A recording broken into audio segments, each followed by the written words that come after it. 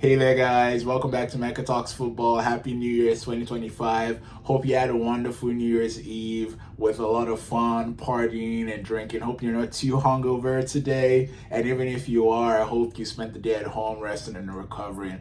And while you were doing that, watching some English Premier League soccer, it's so good that the Premier League really treated us with a game on New Year's Day. We had Brentford play Arsenal, a London derby, which was amazing.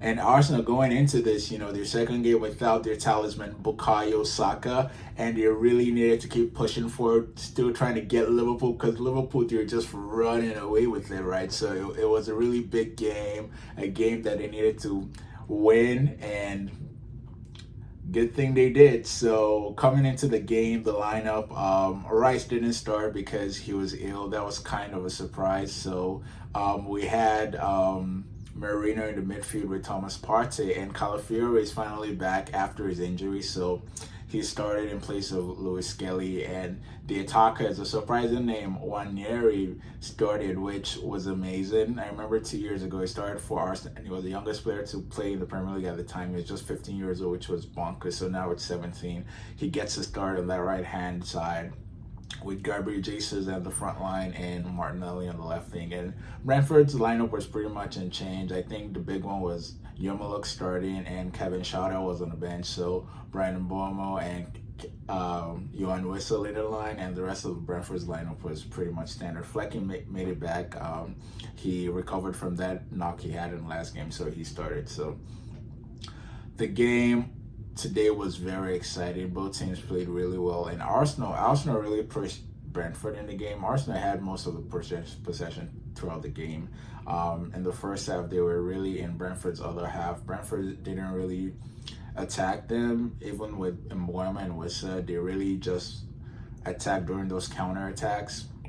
But Arsenal were really, really pressing, and even without Saka, which we know Saka is such a big loss for Arsenal because he's one of the top assists this season, providing a lot of assists for the attackers, and especially during corners, right? He was swinging those balls in for Gabriel Saliba to be scoring. So Saka is such a huge miss. Even in the way they played, they missed Odegaard, and Saka was carrying the team pretty much, but they weren't as good without Odegaard. But Odegaard came back, and you could see the combination. I remember the game versus West Ham. I think it was 5-2 just in the first half. They just produced so many goals with Odegaard and Saka. And Gabriel Jesus came back. So Gabriel Jesus was came back with full speed. In the EFL Cup, he scored. In the league against Crystal Palace, he scored again. So he's been on form, right? So they had those three players attacking, which was amazing. And it's so sad that Saka went out again. So Saka was pretty instrumental in the Arsenal team, and everybody's trying to see how they're going to look without Saka, especially with Liverpool. They're chasing Liverpool in the title race, and look at Saka is such a big deal. But even without Saka in today's game, in the first half, they're really pressing, they're really pushing, they're really attacking. But they got caught off guard. Damsgaard gets the ball in midfield. Good way to break up play. He passes the ball to Mbuemo on the right, and Mbuemo cuts in. He gets away of Calafiore, and he shoots it. And Raya, former Brentford player, is beaten by the near post. So Arsenal actually went down in the first half. So it was 1-0 to Brentford. And Brentford at the Gtech Stadium this season, it's a fortress. They always win at that stadium. And Mbuemo specifically has a lot of goals and assists at home. So Bryan Mbuemo scoring, I wasn't surprised. So Arsenal down 1-0, and it was tense, right? Would Arsenal come back? But they were really attacking. They were creating more chances, trying to score the goal. And Raya, I don't know if it's because he was playing his former team, but he was a little bit tense and nervous because, Brentford fires a short shot and he catches it and it slips out of his hand, and he almost concedes a goal and he clears it off. They had to bring goal line technology to look at it. So that was really, really scary. So because if there's gone 2-0 down there, that would have been bad news for Arsenal. So they kept pressing and pressing, and in the box, there was sort of a ping pong going on in the box, and then Mbuemo actually made a mistake. I think he should have just cleared the ball out because of the box 18 line, but he tried to dribble, but he miskicks it, and I think Martinelli shoots. He rebounds off a Brentford player, and Partey shoots Flecken powers it off with the bad parry. Flecken has been terrible this season. Absolute terrible. If you play fantasy Premier League, oh my god, like I had Flecken at the start of the season and he wasn't giving me anything. He gave me one clean sheet. I had to throw him out because he's not reliable. And as you can see, that was a bad parry. He could have parried it out on the side, but parried it on the path for Gabriel Jesus. And with that striker's instinct, puts his head in there and scores. It was 1-1.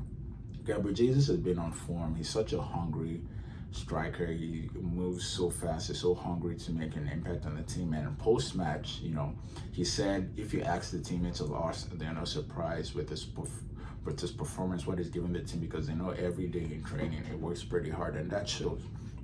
He has a hunger. So they bring it back 1-1, and it's halftime. Coming back in the second half, it's pretty much the same thing. Arsenal are really pressing, really attacking, and through that, they have a corner, and Nwaneri, to my surprise, was taking corners today. Usually Odegaard swings from the right hand side, the in swinger, usually, but Nwaneri has those set pieces, and to be fair, he actually took them pretty well today. So he crosses into the box. Again, another thing about the Brentford defense is horrible. So Gabriel Jesus shoots, it comes off a player, and Merino is there to hit the ball, and so 2-1 to Arsenal. Another set piece goal scored by Arsenal. They're so good at set pieces, whether it's Gabriel smashing it into the back of the net with his head, or you were in Timber, William Saliba. But this time, ball was in the box. They didn't probably clear it, but it's still a set piece goal. So Merino took that pretty well. So 2-1 to Arsenal, and with that, they smelled blood in the water. They were still attacking, and Nwaneri places the cross into the box, and I don't know, Brentford's defense again, really poor headed clearance out, and Martinelli is there to shoot it in. So 3-1 to Arsenal. Game pretty much wrapped up. They made some changes in the end. Rice came on, Zinchenko came on pretty late. Also, Jorginho came on. So they made a couple of changes, just bring in fresh legs. But they had the game pretty much sewn up in the end after that third goal. So brilliant performance by Arsenal, and it's good to see two wins and two. Missing Saka, which is absolutely great. It's absolutely great. Mikel Merino is doing such a good job, and with Saka's injury, let me know in the comments below. Do you think Arsenal can keep up with the momentum? Do you think they can keep winning and keep chasing Liverpool in that title race, or do you think there's going to be a moment that they're going to give in because they really need Saka, and that creativity might not come? Or do you believe they'll still keep chasing onto Saka's back because there's Nwaneri, which is really good. There's Trossard, who can play it on the left, and Martinelli goes on the right. So they have some depth there. Sterling is injured, but Sterling can come back from injury. But let me know, do you think Arsenal are strong enough to still keep competing with Liverpool in the title race, or do you think they're going to fall way behind or fall behind once Saka gets back? Let me know in the comments below. And Arsenal, they're playing pretty well. So right now they're actually 6 points behind Liverpool. Liverpool have a game in hand, so it could be potentially 9 points. That's if that game in hand is against Everton, which we know Sean Dyche, he knows how to park the bus. Let me just say that. So that could be a good game for Liverpool. But still, Liverpool, they're leader with 6 points with a game in hand. So Arsenal, they're pushing, and Arsenal they've always come so close. 2 years ago they lost to City. A year ago as well they lost to City. So they have that experience. It started as a young squad, and they've been pushing. They've always been that close to secure the Premier League title. But now with Saka getting injured, it's a big miss. So let me know in the comments below. Do you think Arsenal, they have a chance to actually win the title? Do you think they'll be strong enough with this Saka injury and get the result and get games? There's Nwaneri in the squad, there's Trossard, there's Odegaard, there's Martinelli.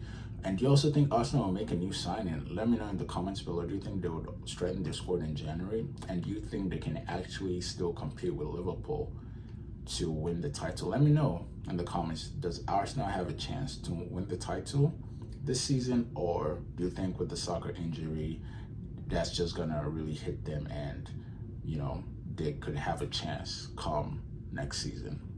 So let me know about that in the comments below.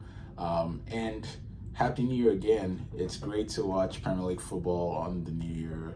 Great game, Brentford versus Arsenal. Arsenal is not the only team unbeaten in 2025. Manchester United, they're also unbeaten. I'm joking.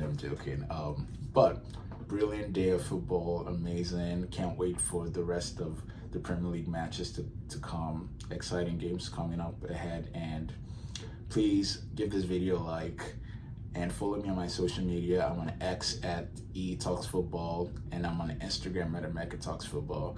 All right, guys, have a good one. Happy New Year again. Have a great 2025. More football videos to come. All right, guys, have a good one. Take care and peace. Bye.